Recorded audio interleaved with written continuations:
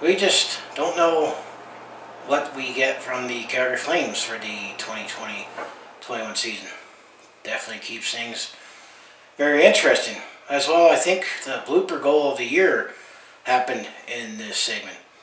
Anyway, I'll just say it's time for another episode of...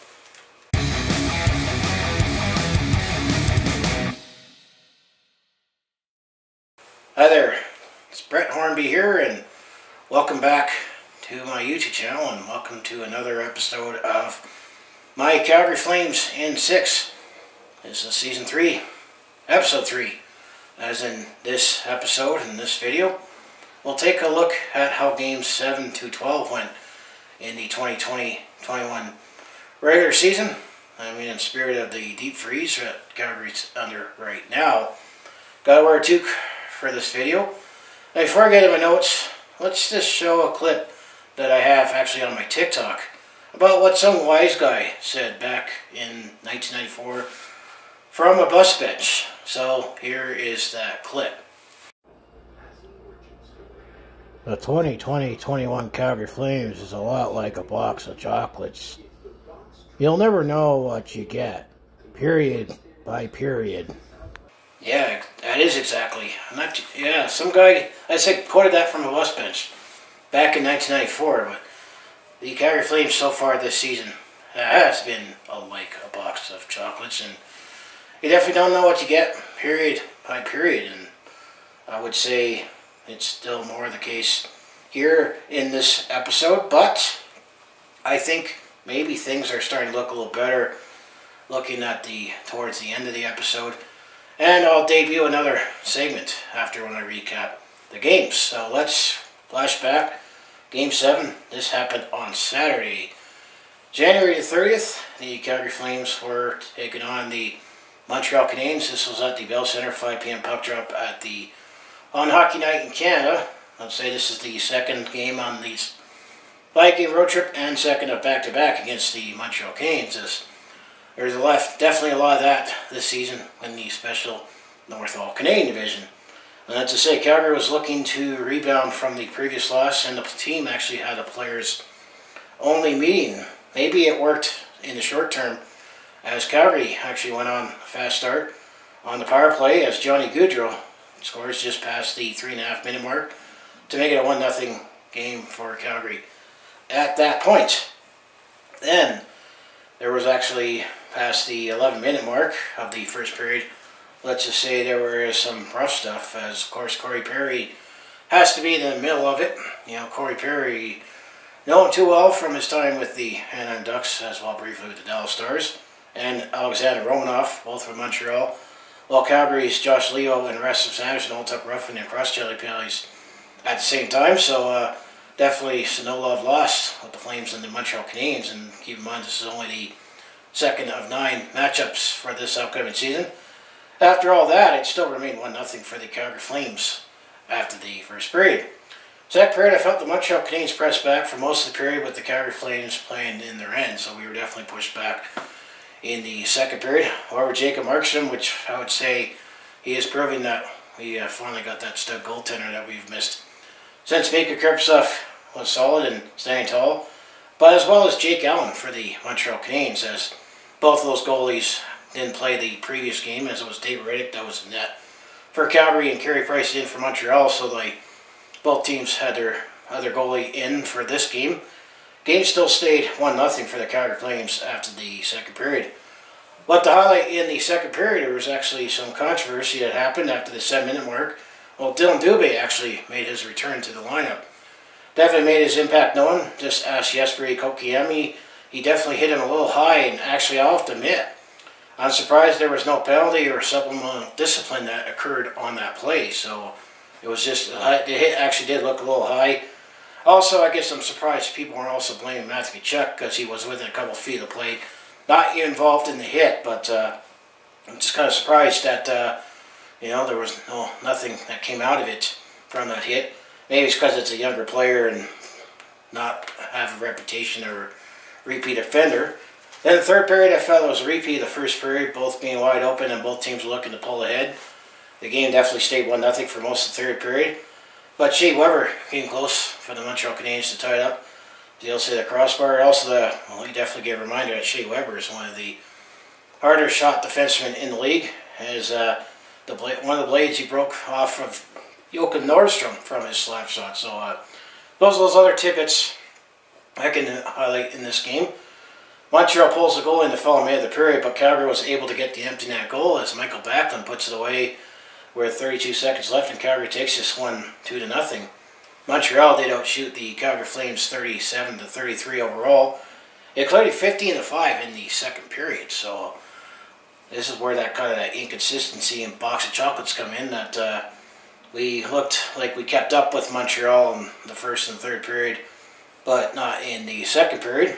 This will be also at that time the first regulation loss for the Montreal Canadiens in this early in the season, and Johnny Gaudreau extended his point streak to 7 games to start off the regular season. So Johnny Gaudreau has definitely been off to a good start so far. So when it comes to the goaltending story, well, Jacob Markstrom, he made 37 saves for the Calgary Flames in the shutout, second of the season with the Calgary Flames of the season as a Calgary Flame. And it was Jake Allen who made 31 saves for the Montreal Canadiens. Other highlights to mention for any milestones, well, this game, defenseman Mark Giordano, the captain, played in his 900th game, and actually forward Matthew Tkachuk played in his 300th game at St. Thomas, both with the Calgary Flames. So that was the Game 7 against the Montreal Canadiens. So this episode has started off on a good note. So Game 8, this happened on Monday, February 1st. The Calgary Flames were taking on the first of 3 against the Winnipeg Jets in Winnipeg at the Bell MTS Center. 6 p.m. puck drop. This is also the third game of this 5-game road trip. First period, the Winnipeg Jets gets the edge in play in my mind and capitalized on 2 Calgary penalties. So Calgary took a couple penalties in the first period in this game, and the Winnipeg Jets scored on both opportunities. First, it was Kyle Connor got the goal past the 4.5-minute mark to give Winnipeg the 1-0 lead. Then guess who scored again later in the first period? Yes, it was Kyle Connor, getting his second of the game, and at that mark was the 6th of his season. He gives Winnipeg a 2-0 lead exactly at the 13:46-minute mark. Winnipeg then takes a 2-0 lead after the first period, keeping the trend up that the Calgary Flames, for most of the season so far, has been a very slow starter in the first period. Second period, let's say things got really strange in this game. On the opening face-off, Calgary wins it, and Elias Lindholm takes the puck, and he pushes it back to the defenseman Chris Tanev of the Calgary Flames. While being pushed towards the Calgary bench, Chris Tanev scores actually 7 seconds into the second period. What's crazy about this is that he was from the Calgary Flames blue line. So Chris Tanev definitely shot this puck like over 130, 140 feet from the net. And then it's done goaltender Connor Hurlbut for the Calgary Flames, and Calgary's on the board with a likely, I would say, the blooper goal of the season. So Chris Tanev, I would say this was his first as a Flame, and it's very, very memorable. I should also say Chris Tanev must make, when he does score, it's very memorable goals, whether ranging from the blooper of the year so far with this goal as a Calgary Flame. But when I was talking about free agent frenzy, I keep forgetting and leaving out the fact that Chris Tanev actually was the guy who scored the big goal for the Vancouver Canucks against the Minnesota Wild Game 4 in overtime in the Stanley Cup qualifier play-in series. So that was the first goal since that.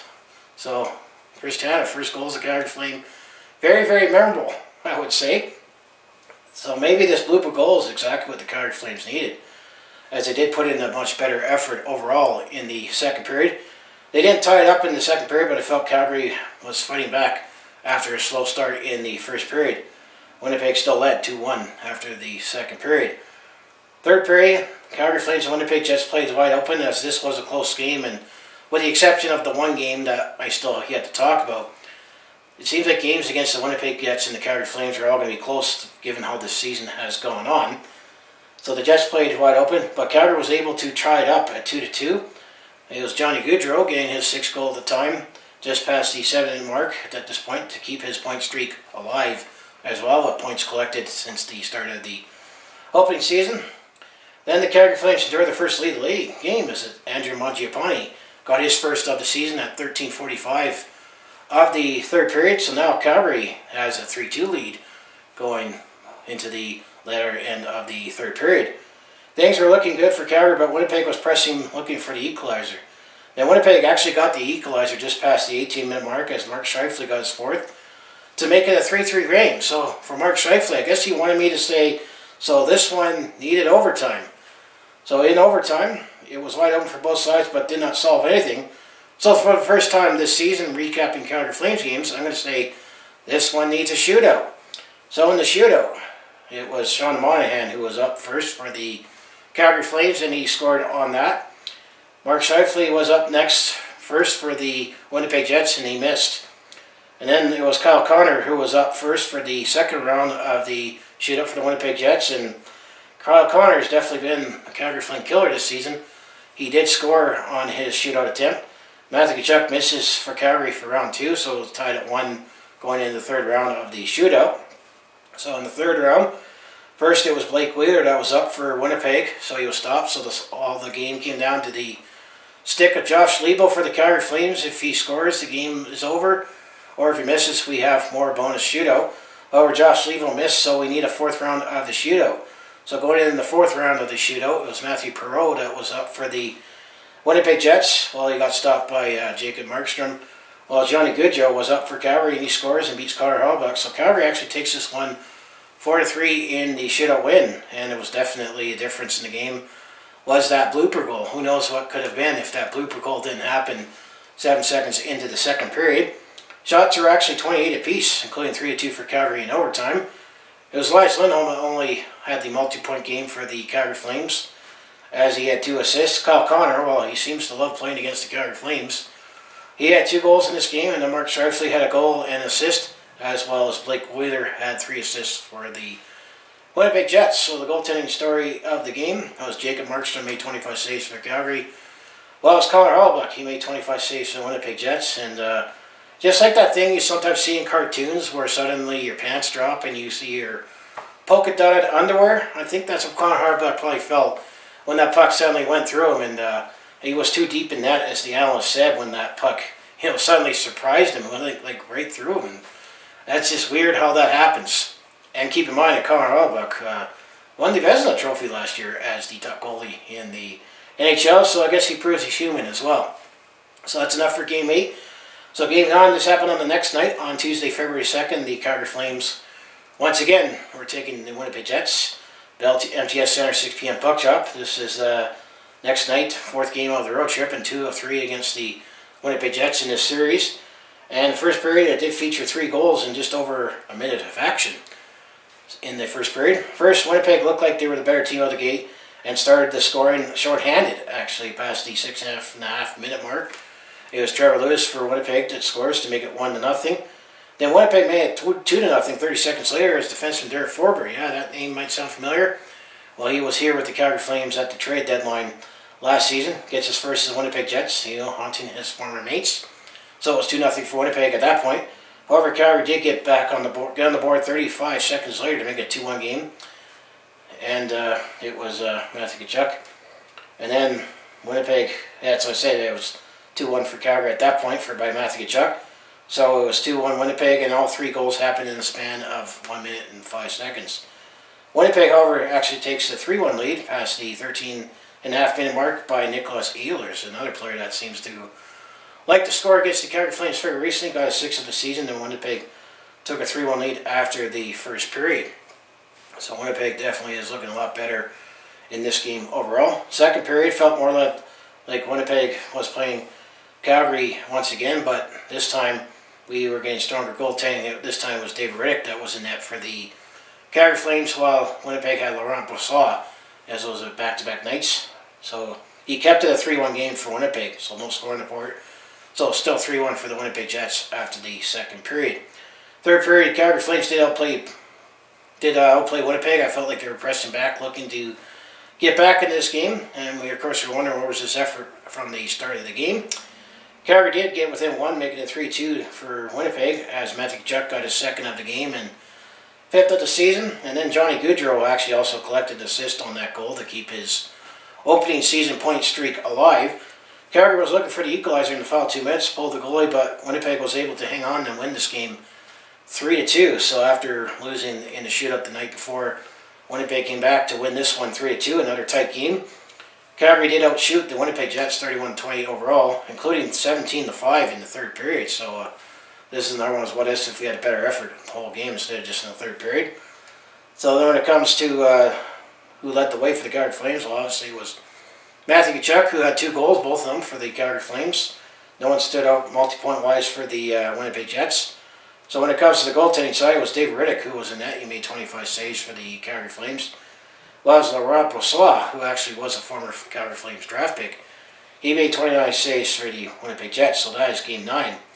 So Game 10, this happened on Thursday, February 4th. The Calgary Flames, once again, were taking on the Winnipeg Jets. This was at the Bell MTS Center, 6 p.m. puck drop. This was to wrap up both the 5-game road trip for the Calgary Flames and this 3-game set with the Winnipeg Jets. We should also factor in that in this game, I forgot to mention in the Montreal game, it was reported in the second period on Elliot Freeman during the intermission that Sam Bennett supposedly requested a trade. And I actually made a separate video explaining just my feelings on the whole situation. Actually have the Edmonton game. Well, Sam Bennett actually was a healthy scratch for this game, supposedly asking for a trade. Feeling maybe some more speculation that maybe a trade was imminent, but Sam Bennett was struggling at this point. He only had 1 assist up to this point in 9 games. However, first period, both sides looked off to a good start. There was no score in the report until the final minute of the first period. It was Andrew Mangiapane gets a second of the season to make it a 1-0 lead for Calgary, and Calgary took a 1-0 lead after the first period. Second period, though, the Winnipeg Jets pressed back, showing the Calgary Flames' inconsistent play has been, consistently inconsistent all season. As the Winnipeg ties up, as it was Mason Appleton who scores for the Winnipeg Jets 3.5 minutes in, so it was a 1-1 game at that point, early in the second period. And it was Kyle Connor, yes, Kyle Connor, just before the 14-minute mark, makes it a 2-1 lead for the Winnipeg Jets on the 7th goal of the season. And then I would say the dagger, as it was Mark Scheifele for the Winnipeg Jets, scores in the final minute of the second period to give Winnipeg a 3-1 lead and his 5th of the season. So now Winnipeg has a 3-1 lead going into the second intermission. Third period looked like Winnipeg was protecting lead, and Calgary wasn't able to break through to mount any more comebacks, as Calgary's definitely relied a lot more on making comebacks so far in the season, almost similar to a couple seasons ago, except we were obviously a lot more successful in that a couple of seasons ago in the regular season. So Winnipeg was able to put this one away in the final minute and a half with an empty net goal. Once again, it was Mason Appleton who got his second goal of the game for the Winnipeg Jets to make it 4-1, and ultimately they take this one 4-1, and they lead the season series with the Calgary Flames 3-1, as Winnipeg has won 3 out of 4. But keep in mind now that with 5 more games left in the regular season, that the Calgary Flames will play against the Winnipeg Jets will all be in Calgary. So when it comes to the shooting, Winnipeg also outshot the Calgary Flames 27-24 overall. Winnipeg was led by Mason Appleton with 2 goals, and Matthew Perreault chipped in with 3 assists, so he's a factor in most of the offense. So when it comes to the goaltending story of this game, Jacob Markstrom was back in net for Calgary. He made 23 saves for Calgary. Well, it was Connor Hellebuyck who was back in net for the Winnipeg Jets. He made 23 saves for the Winnipeg Jets. The other thing to also note in this one, that was Connor Hellebuyck's 153rd win in franchise history. So he is now the all-time leader in the Thrashers/Jets franchise when it comes to all-time wins. Also, a couple things to note. Johnny Gaudreau's opening season point streak actually ends. He did not collect a point in this game. I think I actually looked up, it was actually Yuri Hudler who had that franchise record where he had 12 straight games with a point from the start of the season, I believe. Don't quote me there. I think I saw that somewhere. So Johnny Gaudreau was trying to get into the history books, but I say still a good start for him. And the injury note is Derek Ryan actually fractured his finger in this game, so he's put on long-term injury reserve. So Calgary ends this 5-game road trip going 2-3. So we definitely still have some work to do, especially against the Winnipeg Jets and the Montreal Canadiens. I would say that the Calgary Flames, I would say so far, looking at the strength of the schedule and the North All Canadian division, I'm going to say we definitely have played the top teams, but I'm going to say if we could play a consistent game, I would say the Calgary Flames would be definitely a top 4 team and make the playoffs. So let's get to Game 11. This happened on Friday, February 6th. The Calgary Flames went back home They play the Edmonton Oilers for the first time in over a year since that memorable game with Mike Smith and Cam Talbot fought, but both of those players didn't rest for this game because Mike Smith was still injured and Cam Talbot signed with the Minnesota Wild in the offseason. But I would hypothetically say if Jacob Markstrom and Mike Smith fought, I would give the height advantage to Jacob Markstrom.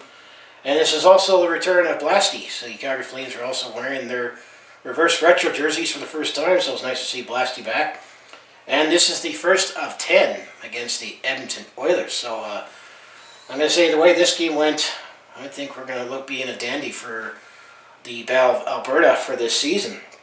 So, and also we should mention that Sam Bennett, he actually draws back into the lineup. He actually was inserted with on the top line with Johnny Gaudreau and Sean Monahan. So we're interested to see if that's what we're going to get going forward. And then also we called up Brian Freeze from the Stockton Heat farm team, because the Derek Ryan injury. And we also added some more muscle into the lineup by activating Zach Ronaldo off of the taxi squad. Definitely anticipation of Battle of Alberta. However, things actually look good early for the Calgary Flames as Elias Lindholm scores his third literally 56 seconds into the game to make it 1-0 for the Calgary Flames. It looked like that Dylan Dubé, either he fluffed on a shot or faked it, or maybe he intentionally left it there for Elias Lindholm. Like it looked like he was about to shoot it, left the puck there. Elias Lindholm later was pick up the trash and put it in the net, so it was 1-0 for Calgary at that point. However, after that, I'm going to say the Calgary Flames terribly got outplayed by the Edmonton Oilers. For much of the first period, also aided the fact that the Calgary Flames got into some penalty trouble, and the Edmonton Oilers is definitely not one team that you want to get into penalty trouble with, especially when you have this guy named Connor McDavid and Leon Draisaitl. You might have heard of them, and they've been off to outstanding starts for their regular seasons. Might be both on pace to score 100-point seasons in a 56-game schedule. However, things were, let's get to wrapping up this first period. That Edmonton actually did eventually tie it up. It was Gio Harkara who deflects the shot, the 6-minute mark of the first period to make it a 1-1 game. So Gio Harkara is definitely one of their depth forwards that's in and out of the lineup, but he made an impact in this Battle of Alberta right away. The Edmonton pressed hard on their second power play at the midway mark of the first period, but Jacob Markstrom definitely stood tall. However, it was late in the third period. I felt that Jacob Markstrom, he took a bad penalty as he definitely collided into Edmonton goalie Miikka Kiprusoff, who got a goaltender interference penalty to give the Edmonton Oilers their third power play of the first period. And it just felt like after how that second penalty, it was a penalty kill, but the Calgary Flames felt like we were holding on. It was a puck over the glass penalty by Mark Giordano, so you were without your captain and one of your better penalty killers at the same time, and definitely felt like the dam was about to burst. Well, it was Connor McDavid who actually scored his 9th of the season on the power play to give Edmonton a 2-1 lead, and that's how things looked after the first period. I felt Calgary was fortunate to only be down 2-1 after the first period, with Edmonton Oilers actually outshooting the Calgary Flames 17-3 in the first period. So things were looking good in the first edition of the Battle of Alberta. However, then in the second period, Calgary Flames actually were able to turn around, and the tables were turned. First, it was Milan Lucic, the former Oiler, seems to have definitely been enjoying life a lot more with the Calgary Flames. Scores his third of the season just past the 3-minute mark to make it a 2-2 game. Milan Lucic definitely has been fitting in nicely on the line with Michael Backlund and Andre Mangiapane. Then 2 minutes later, it was Michael Backlund who scores to make it a 3-2 game just before the 5-minute mark. So just like that, now Calgary is up 3-2, and you already had more shots at that point in the second period than we did all in the first period. Later in the second period, there was some more controversy in this one. You can debate on this play that Connor McDavid is one of the fastest players in the National Hockey League, was speeding into the Calgary zone, and he was crashed into goaltender Jacob Markstrom. However, you can debate did he actually should get a penalty on that, because he ultimately got a penalty on it, but he skated around Mark Giordano, Chris Tanev, who tripped him up, that eventually led him to get crashing into the goaltender. Well, that is very similar to that play that happened at the end of the 2018-19 season, where Connor McDavid got hurt and needed to get surgery on his knees. There was more goals to report in the second period, but there was definitely some scrums after the whistle that Matthew Tkachuk definitely got under the skin of the Oilers a few times by stirring the pot. there was a play that was whistled dead that Matthew Tkachuk did put the puck in the net after the whistle, and Darnell Nurse took exception. There were still 9 more matchups after this, believe it or not, and we didn't mention much about Matthew Tkachuk or Zach Kassian, but also Zach Kassian actually unfortunately got hurt in a fight with Eric Branson, I believe, with the Ottawa Senators, so we're not going to see much of Zach Kassian, but I think it would almost be overkill for Zach Kassian to deal with a Tkachuk for 19 games. Imagine that.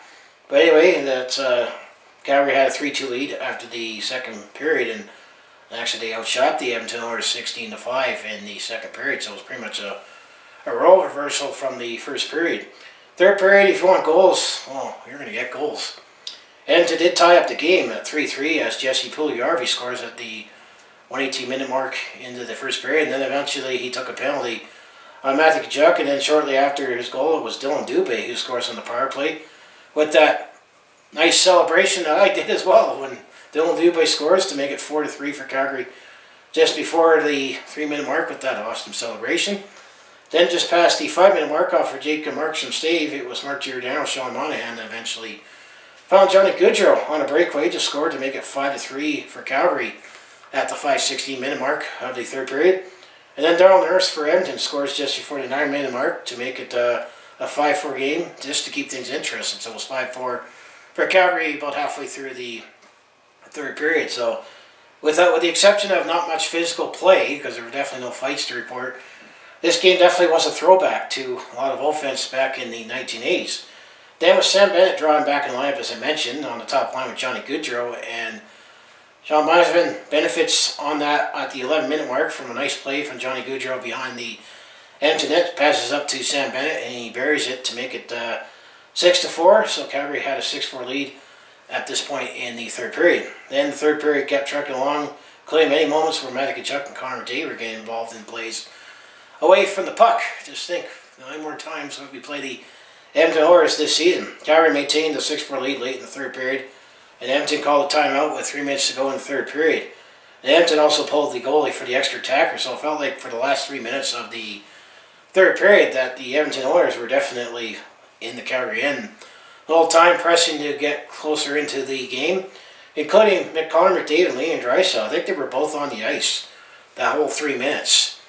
The final 3 minutes of the third period where the Calgary Flames were pinned in their own end. Calgary actually ultimately did take this one 6-4 after the first period with penalty trouble. Just think 9 more matchups to go. And this could potentially, whoever wins the Battle of Alberta, seeing how this North All-Canadian division is shaking up, it might decide who gets to make the playoffs and who gets to go out, as when I'll get to the standing story after I recap the games. So Edmonton actually outshot the Calgary Flames 32-28 overall, but the first and second period had the biggest disparity in shots for both sides, so many players definitely led the way for both sides. Well, Michael Backlund led the way for the Calgary Flames with a goal and 2 assists. Johnny Gaudreau, Milan Lucic, and Dylan Dubé each had a goal and assist, and Mark Giordano and Andrew Mangiapane chipped in with 2 assists each. We could say the Edmonton was led by Connor McDavid, who, if you could say he only had a goal and assist, that actually might be some assists. And also to note Leon Draisaitl, he only had 1 assist, so if that's all the points that you allowed for the Edmonton Oilers on their very, very top-heavy offense, I could say that is a success. So when it comes to the goaltending story of the game, it was Jacob Markstrom who was in that. He made 28 saves for the Calgary Flames, as well as Miikka Kiprusoff, who I think he's definitely happy that Mike Smith is definitely back with the Edmonton Oilers, since he's been carrying the mail for the whole time for the Edmonton Oilers. Well, he had made 22 saves for the Edmonton Oilers, and then also another milestone to highlight in terms of games played, it was Noah Hanifin. Defenseman Noah Hanifin was in his 400th game and being the 6th youngest U.S.-born player to do so. So congratulations, Noah Hanifin. I can finally now say your name from the first time when I broke down the Dougie Hamilton trade, but that's when you play out east and you don't familiar with all the players and you pronounce names. So Noah Hanifin. It is Hanifin now. So anyway, Game 12. This is the last game that I'll recap in this episode. And it was on Thursday, February 9th. The Calgary Flames were taking on the Winnipeg Jets. However, this time at home at the Scotiabank Cell, 8 p.m. puck drop. And this is the rest of the season series. The Winnipeg Jets that we play will be at home. Also to highlight, Pierre-Luc Dubois. He actually finally made his debut with the Winnipeg Jets 2.5 weeks after the trade. Well, it's while the COVID restrictions for travel, so that's something to keep in mind if you want to make a big trade. And I did make that video on that trade, because apparently the Calgary Flames were in on the sweepstakes. First period, I'd say both sides had a decent start. The game looked close all the way, which has been the case for this game and this series for the most part with the Winnipeg Jets. Both teams went playing to their full potential or evenly matched. There was actually no scoring to report in the first period, so it was no score at the first intermission. Second period early, Sean Monahan took a hooking penalty that put Winnipeg on the power play, and then on that said power play, 3.5-minute mark, it was Nicolas Ehlers who got his 7th goal of the season. So Winnipeg drew first blood by making it 1-0 for Winnipeg early in the second period. However, Calgary did answer back just over 2 minutes later as Andrea Mangiapane got his 3rd goal to tie it up to make it 1-1. Then past the 13.5-minute mark, it was actually a recent call up Byron Freeze who gets his first, and now Calgary had a 2-1 lead at this point. However, Winnipeg shortly answers back to tie it up as Nicolas Ehlers, 8th of the season and 2nd of this game, ties it up to make it 2-2, so we had a 2-2 game after the second period. And I'd say both sides played fairly evenly matched, and there was a fairly clean game. There actually wasn't too many penalties in this game, so there was definitely a lot of 5-on-5 play. And then I'd say the third period is pretty much more the same from the previous 2 periods. But I would say Calgary had a slight edge in play and shots. Given how closely matched these 2 teams have already been, it felt like this game was destined to go to overtime. Or I could say the next goal wins it. It just felt like that. And then just before the 17-minute mark of the 17.5-minute mark of the third period, so going into the final minutes of the third period, it was Nathan Beaulieu who got caught with a high sticking penalty on Johnny Gaudreau to give Calgary a late power play, and it was the only penalty that happened in the third period. On that power play was Elias Lindholm, who scores his 4th of the season at exactly the 18-minute mark of the third period to give Calgary a 3-2 lead. Calgary hang on to take this one 3-2 for their 2nd straight win. And then Calgary actually also had a slight edge in shots in 29-27 overall. No one on the Calgary Flames had a multi-point game by the Winnipeg Jets, while they were led by Nicolas Ehlers, who had 2 goals in this game.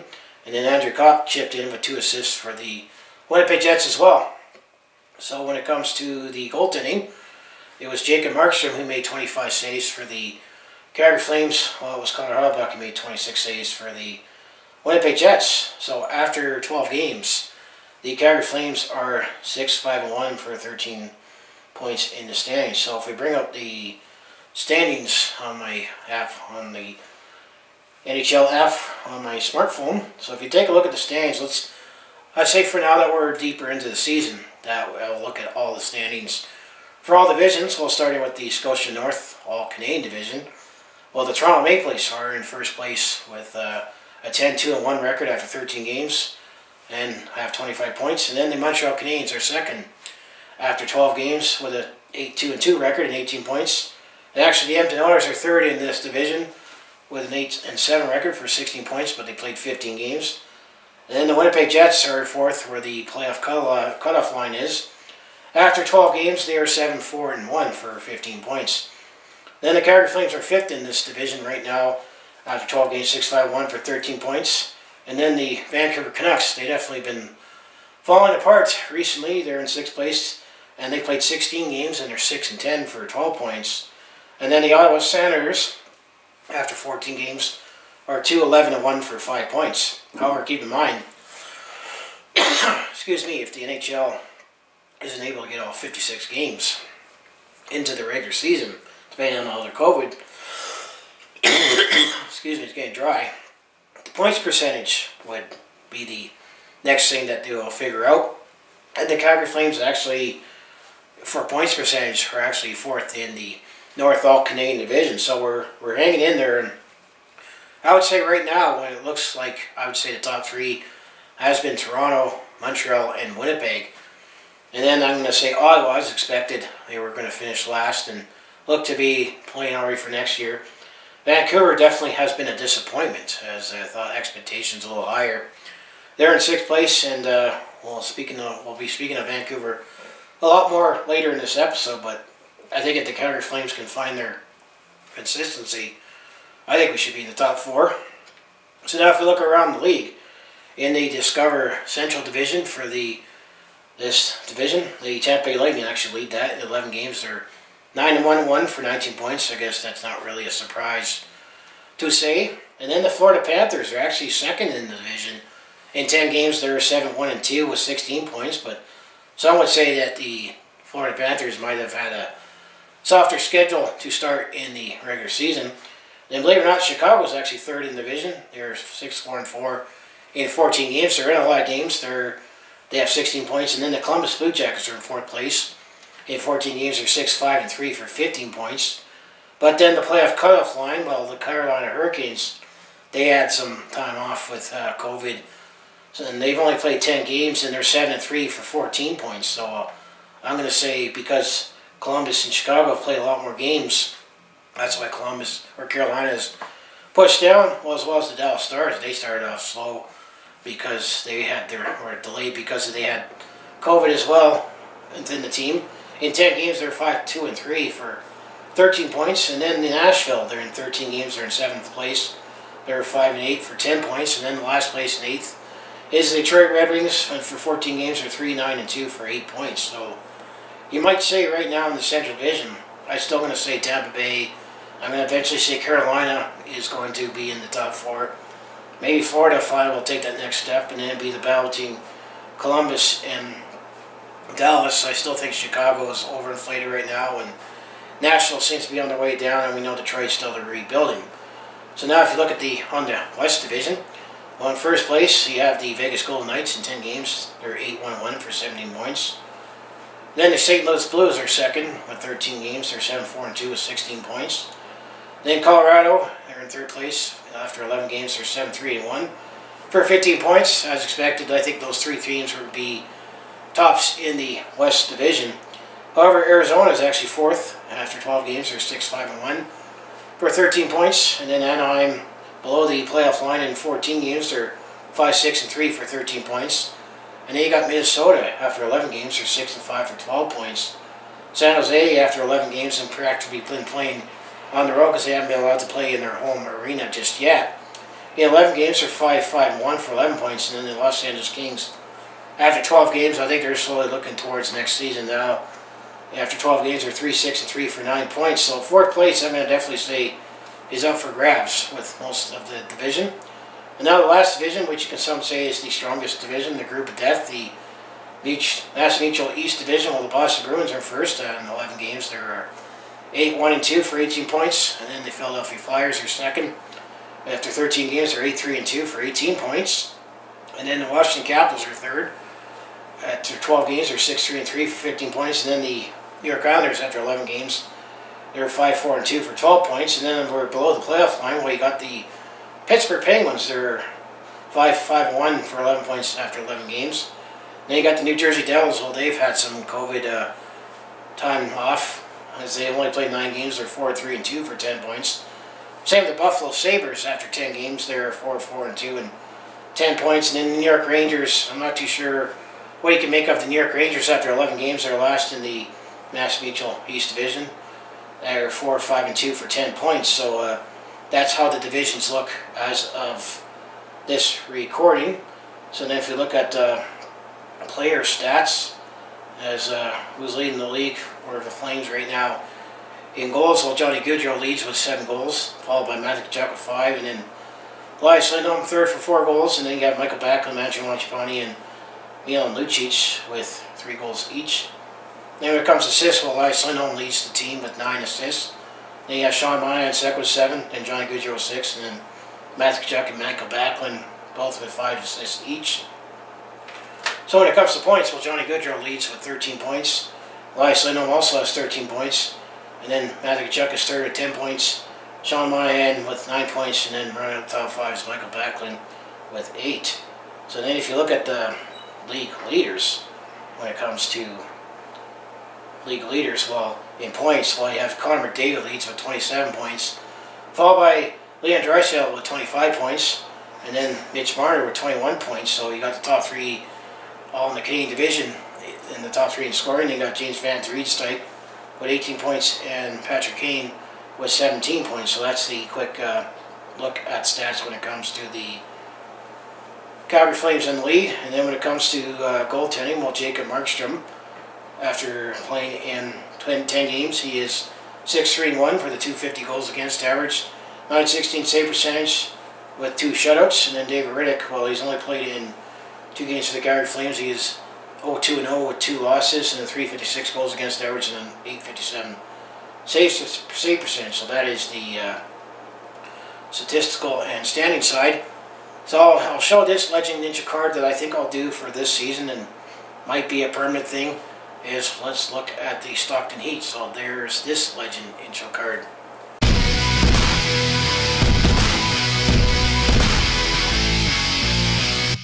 So yeah, with the Stockton Heat playing here in Calgary for this season, and maybe I'll just do it permanently as well in this episode. We'll just take a look at the Stockton Heat quick hits, as I call it. I'll just give the score and who stood out for each player for the Stockton Heat for each game.